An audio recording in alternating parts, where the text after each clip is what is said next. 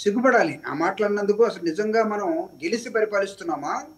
లేతే ఓట్లు దొంగతనం చేసి పరిపాలిస్తున్నామా అనేది ఈరోజు చర్చ ఈ దేశంలో. జూపూడి ప్రభాకర్ గారు మీరు చెప్పింది వాస్తవమే. రాహుల్ గాంధీ చేసిన ఈ అగ్రెసివ్ ఎలిగేషన్స్ మీరు గతంలో మీ అధినేత జగన్మోహన్ రెడ్డి చేసిన అగ్రెసివ్ ఎలిగేషన్స్కి మ్యాచ్ అవుతూ ఉన్నాయి.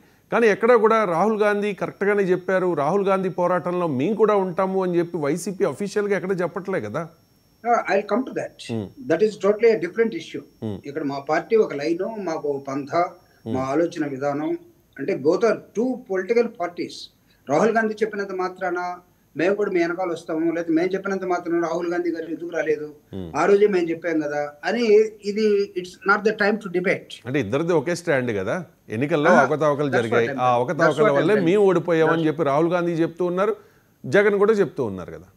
కరెక్టే సార్. నేను అనేది మేము జగన్మోహన్ రెడ్డి గారు చెప్పిన వెంటనే రాహుల్ గాంధీ గారు ఎందుకు రాలేదా నేను అడగలేను కదా. రాహుల్ గాంధీ గారు నాకు ఒక 6 months పట్టింది ఒక స్టడీ చేయటం కోసం. ఒక కేస్ స్టడీగా తీసుకున్నాను. ఎంపెరికల్ డేటా ఉన్నది.